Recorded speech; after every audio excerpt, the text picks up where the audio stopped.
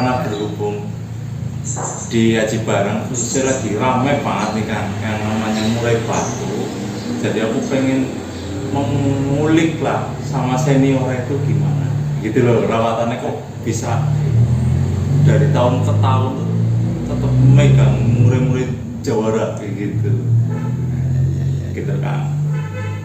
Ya kalau perawatan sih sebenarnya sama sih, sama seperti orang-orang yang lain. Perawatan pagi yang biasanya kalau pengembulannya tetap pengembulan, itu pun ya tidak harus. Oh tidak harus lah, yang dibutuhkan saja kira-kira. Berarti nggak setiap pagi harus? Ya nggak diwajibkan. Oh nggak diwajibkan lah kalau masalah pengembulan. Yang penting burung, lihat burungnya, lihat karakter burungnya dalam kondisi apa dia gitu.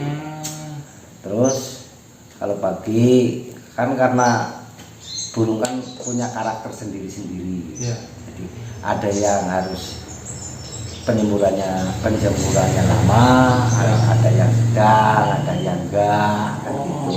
Ada yang di sauna, kadang-kadang gitu. Harus dipantau tetap ya? Ya tetap satu persatu harus dipantau. Umpamanya saya pegang berapa ekor, kira-kira yang sudah mulai mapan yang mana, atau yang akan dimainkan yang mana, kan kita harus tetap pilih gitu. Ya. Gitu. Berarti nggak harus tiap pagi jemur kencang dan sebagainya? Oh enggak. Lihat kondisinya kayak apa tuh Kang? Lihat kondisinya kan burung kan udah umpamanya udah mulai gacor, terus kita butuh tingkat birahinya di mana, kan kita harus diperhitungkan antara birahi sama emosi harus kita kendalikan, yang itu tuh harus seimbang. Iya, harus seimbang supaya nanti kalau di gandangan itu bisa main maksimal gitu. Oh, iya. Itu kalau kasih jangkrik, kalau kasih ulet, apa kroto itu gimana ya? Apa semaunya burung? Misalnya burungnya kuat makan 20, kasih 20? Oh enggak.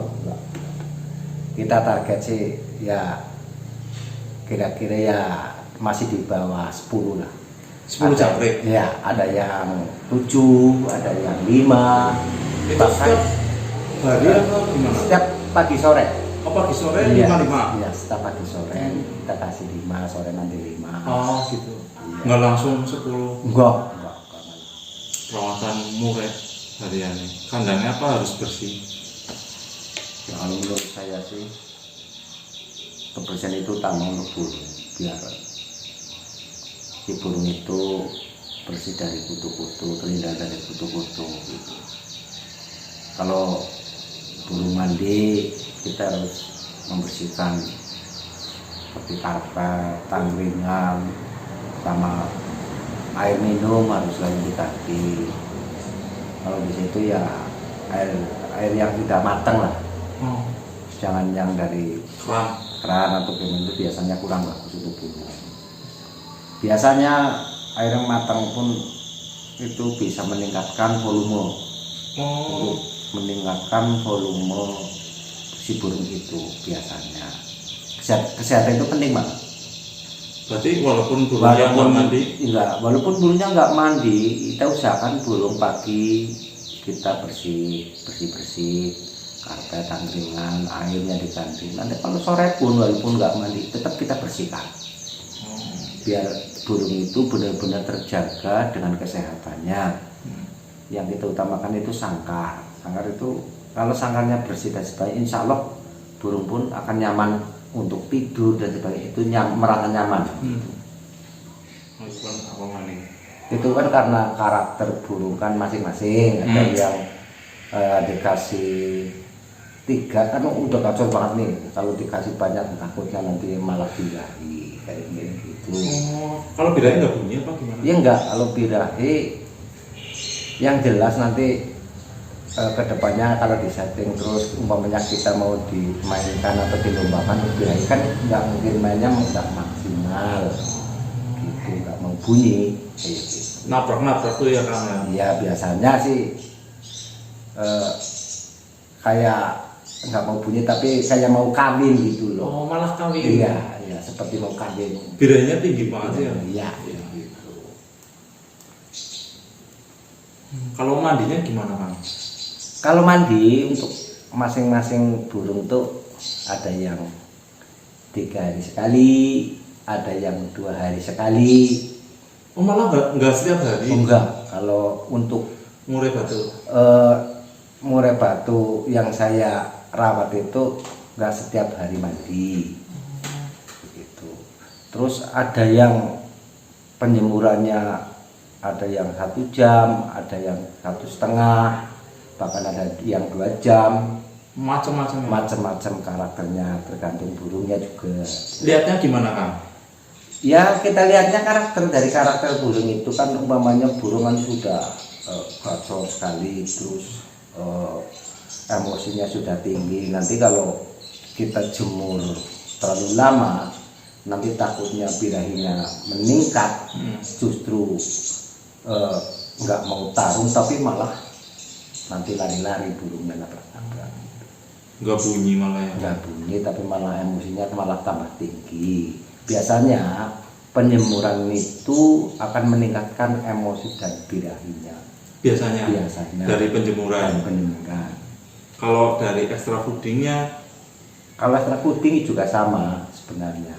Kalau kita digenjot terus menerus, burung itu jelas akan meningkatkan birahi juga. Itu pasti. Itu ya Kang. Iya. Berarti Kang Duli di rumah ada berapa murai?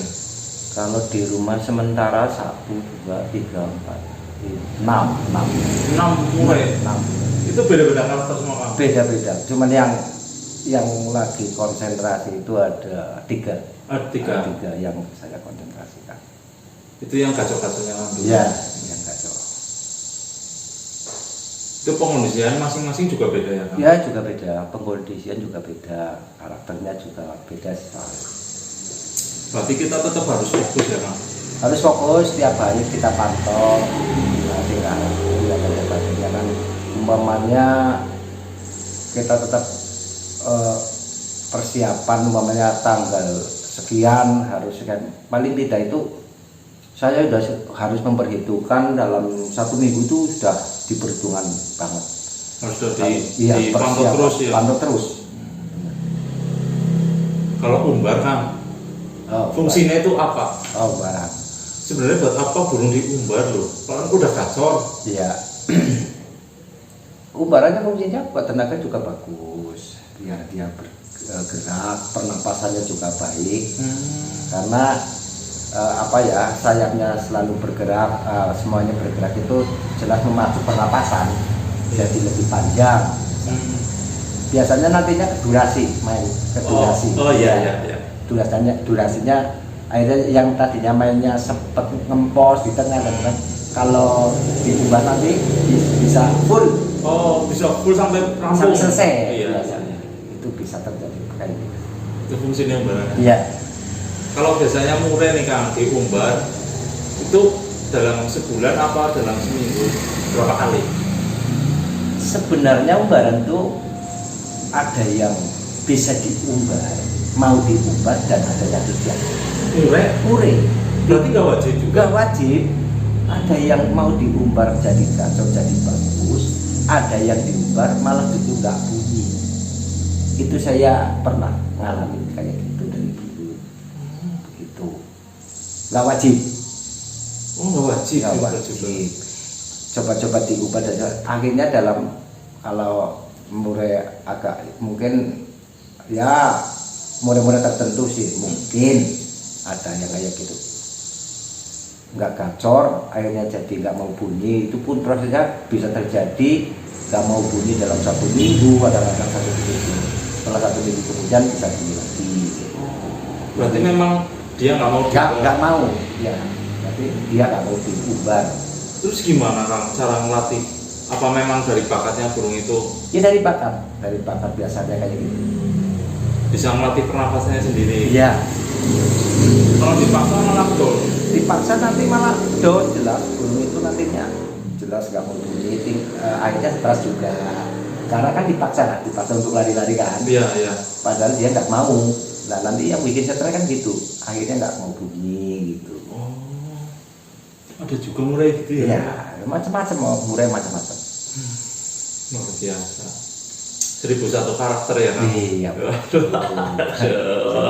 Murai batu. Nah, Mau Kang diminum. oke, makasih. Santai aja kan, santai. Susu jahe. Yesus aja. Mau Kang udah ngeremnya mau duduk.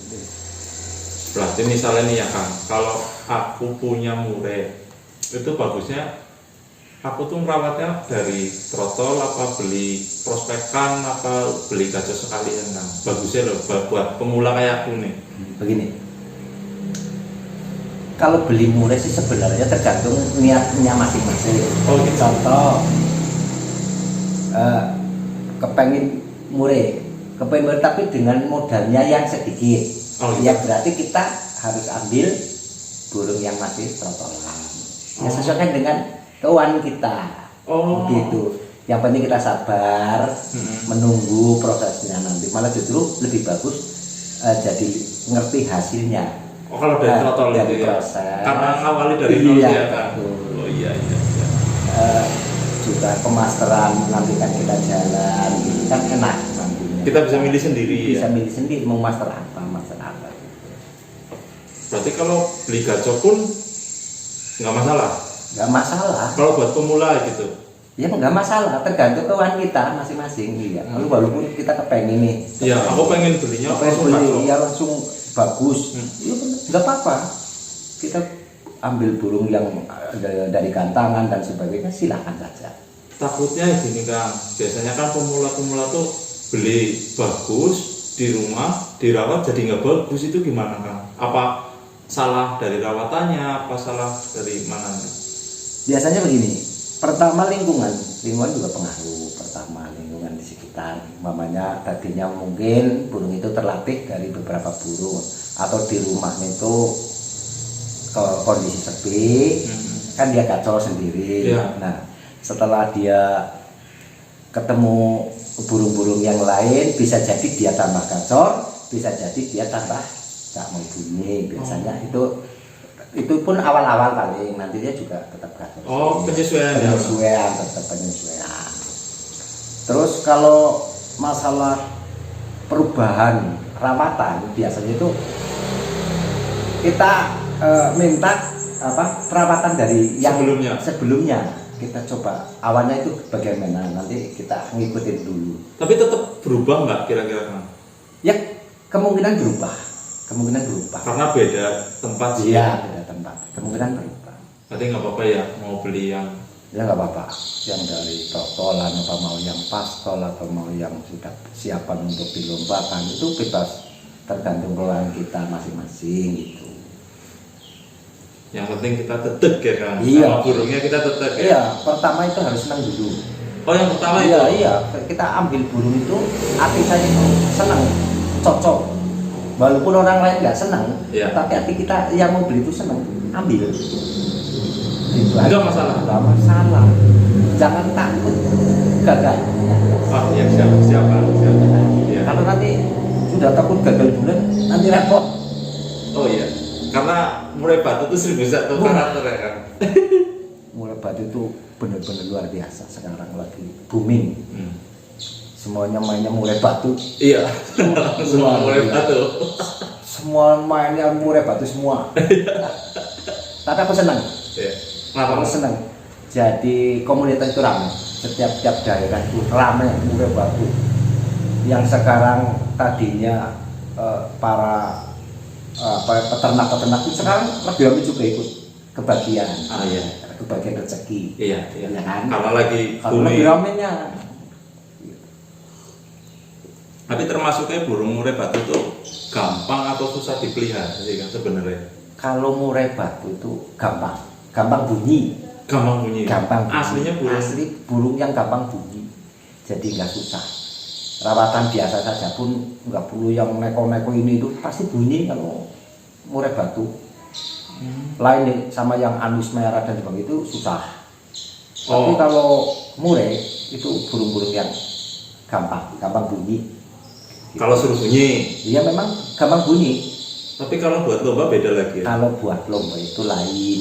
Oh iya. Ya, karena kita harus sesuaikan dengan apa kemampuan si burung itu sendiri. Kriteria lombanya kriteria lombanya kan burung harus punya mental. Hmm. Sesudah punya mental, harus punya vokal, vokal yang keras, harus punya materi yang untuk dilombakan itu kayak gitu. Iya. Karena masuknya udah ranah lomba ya. Iya. Kalau buat harian burung murai batu itu udah paling enak ya kan. Paling gampang untuk dinikmati lah ya. Iya, enak sebenarnya. Yang penting untuk wilayah Aji Barang sekitar kita itu harus yang meramaikan lah. Walaupun sekarang musimnya pandemi kayak gini susah bagi saya. Sebenarnya susah sekali. Kenapa Kang? Kita itu orang-orang pelomba ya, yang selalu ingin mendatangkan burung main lomba. Kalau sekarang, aduh, sakit. Bener. Sakitnya kenapa Kang? Sakitnya nggak lomba, kita nggak main lomba tuh. Udah disiapin. Hobi kita kan nggak tersalurkan gitu. Aduh, memang harus sabar banget sekarang ya Kang. Oh iya Kang, nih ngomong-ngomong nih Kang. Ini kan lagi musim pandemi gini ya.